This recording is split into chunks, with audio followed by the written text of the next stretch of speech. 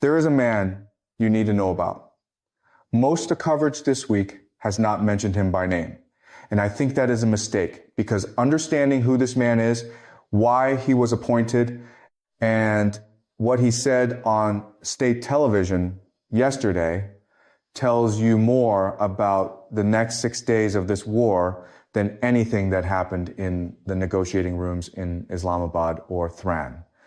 His name is Mohsen Rizeh. He is 69 years old.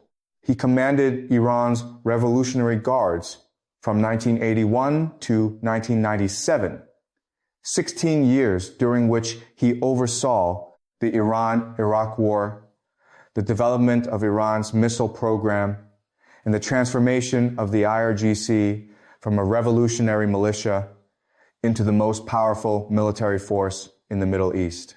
He ran for president of Iran 4 times. He lost every time. But that is not the point. The point is that when Iran's new supreme leader, Mojtaba Kham, the son of the man America killed on February 28th, chose someone to be his personal military advisor in March, he chose Mohsen Rizeh. And yesterday on Iranian state television, Mohsen Rizeh sat in his military uniform and said this: Mr. Trump wants to become the police of the Strait of Hormuz. Is this really your job? Is this the job of a powerful army like the US? These ships of yours will be sunk by our first missiles. They can definitely be exposed to our missiles and we can destroy them. And then he added something else, something that I think deserves the same amount of attention as the threat about sinking ships, but which has barely been reported. He said, I am not in favor of extending the ceasefire at all. And this is a personal view. Not in favor of extending the ceasefire at all. That sentence from the man who is now the personal military advisor to Iran's supreme leader, spoken publicly on state television with 6 days left before the ceasefire expires on April 22nd, while Pakistan's army chief is in Tehran trying to arrange a second round of talks, while the White House says it feels good about prospects for a deal. That sentence is what I want to spend the next 20 minutes thinking through with you carefully, because here is what I think most of the coverage is missing. The question is not whether Mohsen Rizeh personally wants the ceasefire to end. The question is why Mojtaba appointed him. And when you look at that question carefully, the answer is not simple, and the implications of it are not what you might expect. Let me first give you the full picture of who Mojtaba Kham is and how he became supreme leader, because this is context that most people outside Iran do not have. And without it, the significance of the Rizeh appointment is impossible to understand. On February 28th, 2026, the day the United States and Israel launched Operation Epic Fury, Supreme Leader Ali Khamenei was assassinated in the opening wave of strikes. He was 85 years old. He had been Supreme Leader since 1989. His death created an immediate constitutional crisis because Iran's system requires the Assembly of Experts to select the next supreme leader, and the Assembly of Experts was in no position to meet openly.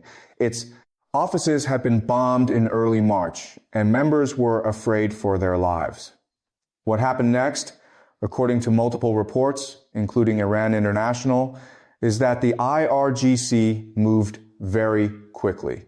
IRGC commanders, according to Iran International, put pressure on Assembly of Experts members with what was described as repeated contacts and psychological and political pressure, pushing them to vote for Mojtaba Khamenei, Ali Kham's son, as the next supreme leader. The vote happened online under wartime conditions with security, concerns preventing in-person meetings. And on March 9th, 11 days after his father was killed, Mojtaba Kham was announced as Iran's new supreme leader. Now, here is what you need to understand about Mojtaba Kham. He is not a known quantity. He is not a man who has spent decades building a public record of political positions and decisions that analysts can read and interpret. He is 56 years old.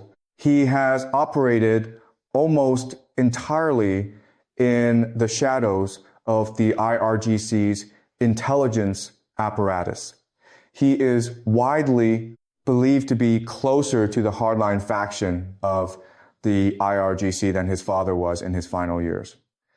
And he came to power under the most extreme circumstances imaginable. His father murdered his country under military assault, the most powerful military in the world bombing Iranian cities.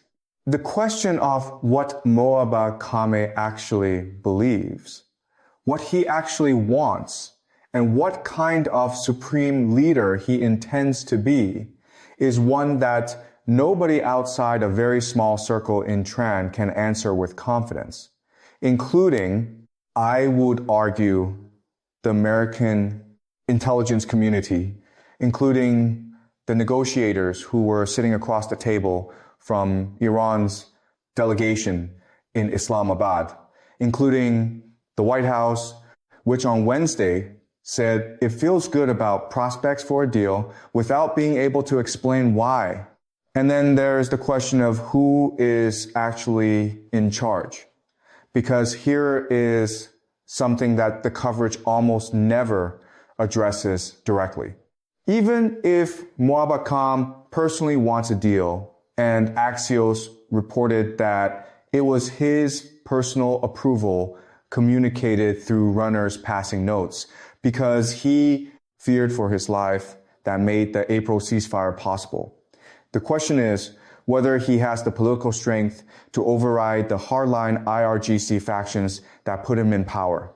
In Iran's system, the supreme leader has ultimate authority, but that authority is sustained by political coalitions, by institutional relationships, by the loyalty of the IRGC commanders who control the missiles and the drones and the fast attack boats in the Gulf.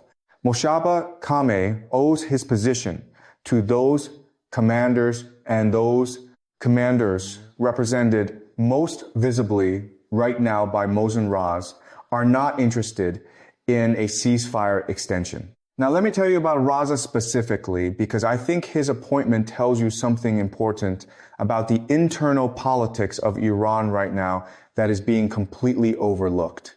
Mohsen Zai is described by every analyst who covers Iran as a hardliner, and crucially as a hardliner even within the Revolutionary Guards. That phrase, which appears in multiple reports, matters enormously. The Revolutionary Guards are themselves the hardline faction of Iranian politics. They are the institution that controls Iran's missiles, its drones, its intelligence services, its proxy networks across the region. They are the institution that shut down the Strait of Hormuz on day one of this war. They are the institution that shot down an American F-15E fighter jet over Iranian territory on April 3rd. Within that institution, within that already hardline organization, Rizir is considered to be further to the right than most. He is the man who, when asked on television yesterday about the prospect of an American ground invasion of Iran, said it would be great because Iran would take thousands of hostages, and then for each hostage, we would get $1 billion. This is not a man speaking the language of negotiation. This is not a man speaking the language of compromise or ceasefire extension or second rounds of talks in Islamabad. This is a man who commanded the Revolutionary Guards for 16 years during some of the most brutal fighting in the history of the Middle East, and who has never publicly wavered from the position that Iran should not back down under foreign pressure. Not in 1988, not in 2003, not in 2015, when the nuclear deal was signed. Rhea opposed it. And not now in April 2026, when the Supreme Leader's advisor chair was offered to him, and he accepted it, and he was appointed as the personal military advisor to the new supreme leader in March, while the ceasefire negotiations were already underway, while Pakistan was already shuttling messages between Washington and Tehran, while the entire diplomatic architecture was being built around the assumption that Iran wanted a deal. Why would Moshe Bakum appoint this man at this moment? I want to give you three possible explanations, and I think understanding all three is important because the correct explanation, or more likely, the correct combination of all three determines what happens on April 22nd. The first explanation is that Mojaba is himself closer to Razier's position than to the foreign minister. Arachi's position and the appointment reflects his genuine preference for continued confrontation over a negotiated settlement that requires giving up nuclear enrichment. If this is true, the talks in Pakistan are a delay tactic. Iran is using the ceasefire window to rebuild its military capacity. We have satellite imagery confirming this. And the appointment of Rezai is a signal to the IRGC and to the Iranian people that the new supreme leader is not going to surrender to American demands on nuclear enrichment. In this scenario, April 22nd is when the war resumes. The second explanation is that Mojaba is genuinely trying to find a deal but needs political cover from the hardline IRGC to make concessions without being accused of betrayal.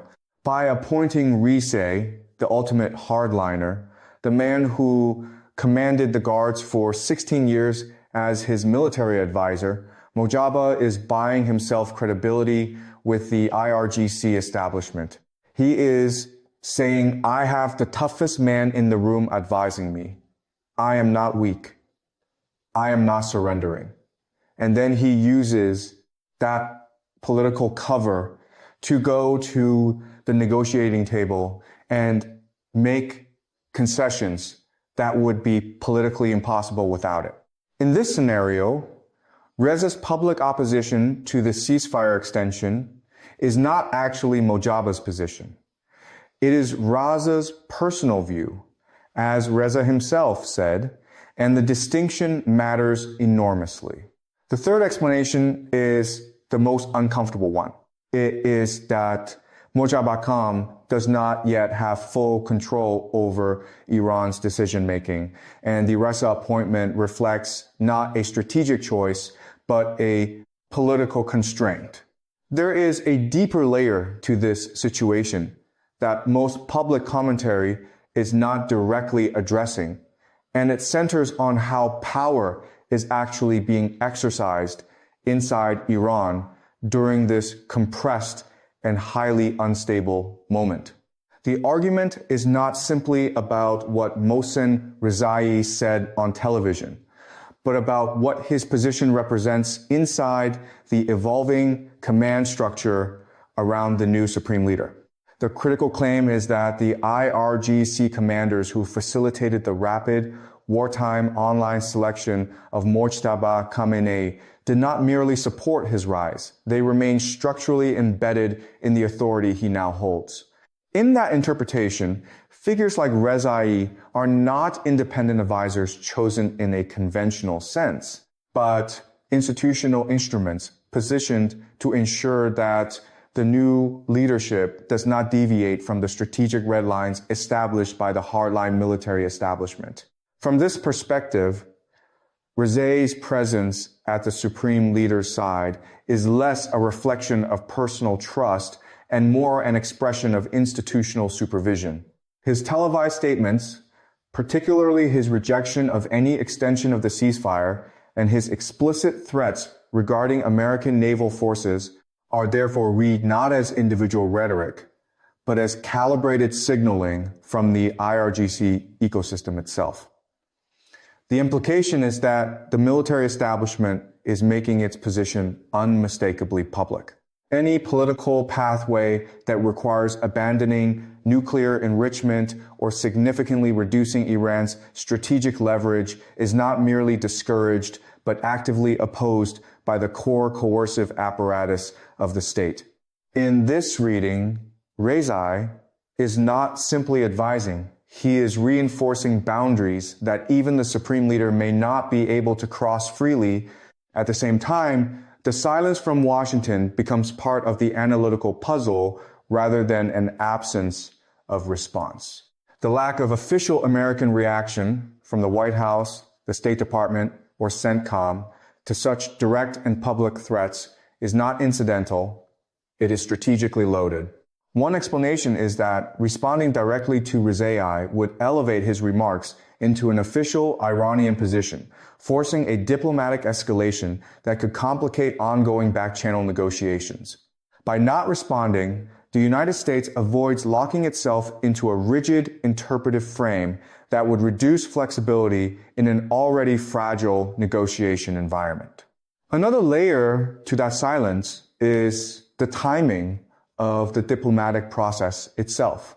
Pakistan's army chief is reportedly acting as an intermediary between Washington and Tehran, carrying messages in a sensitive moment where any public escalation could destabilize the communication channel. From this standpoint, Washington's restraint is a deliberate attempt to preserve ambiguity and keep the indirect negotiations alive, even in the face of public rhetoric that appears to contradict the logic of de-escalation.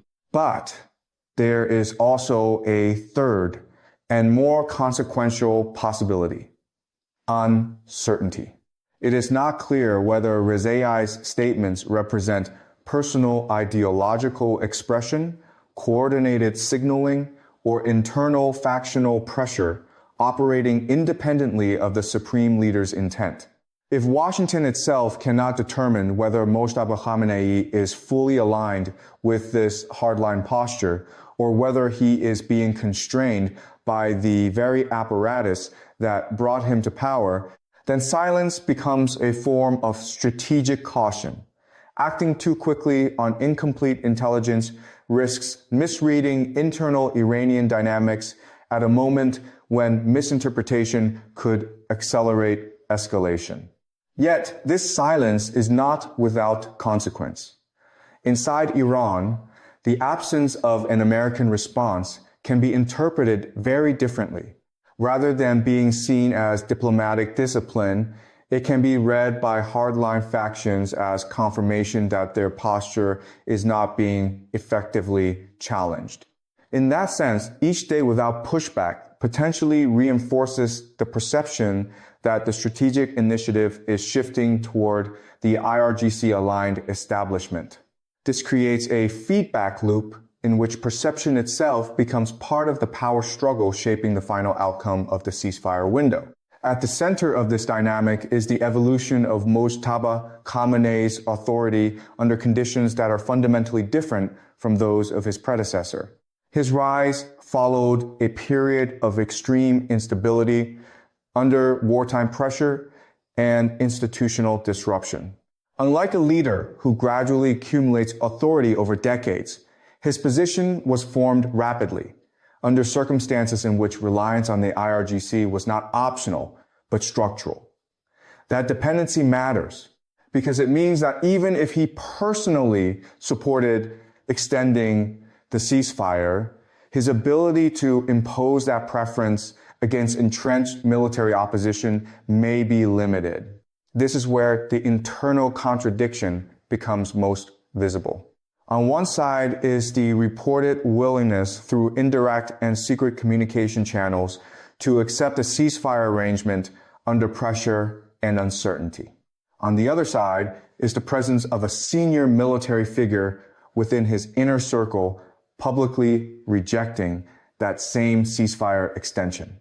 These are not just two opinions. They represent two competing sources of authority within the same decision-making environment. One is diplomatic and conditional, the other institutional and coercive. As the ceasefire deadline approaches, the question becomes less about formal agreements and more about which internal force structure ultimately determines policy. Pakistan's diplomatic mediation, American optimism, and regional signaling all suggest momentum toward continuation or extension of the truce. However, statements from figures like Rezai introduce a countercurrent that cannot be ignored because they reflect the worldview of the institution that controls much of Iran's actual military capacity. The final analytical tension lies in the uncertainty of agency. Is Mojtaba Khamenei independently steering policy with calculated use of hardline advisors as political cover? Or is he operating within constraints imposed by the same IRGC networks that enabled his rapid ascent to power? The answer determines whether Iran's current posture is strategic negotiation or internally constrained escalation. And at present, that distinction is not publicly resolvable with confidence. What makes this moment especially consequential is that external actors may be misreading internal coherence. Washington appears to be operating under the assumption that a negotiated extension is still viable, while hardline messaging from Tehran suggests that elements within the Iranian system are preparing for the opposite trajectory. Between those two interpretations lies a narrow and unstable decision space, in which small signals, public statements, diplomatic silence, and internal alignment carry disproportionate weight. In the end, the outcome of this ceasefire period is not only a matter of external negotiation between states, but also a reflection of internal power consolidation inside Iran itself. The real question is not simply whether the ceasefire will be extended, but which internal configuration of authority within Iran is strong enough to define what comes next.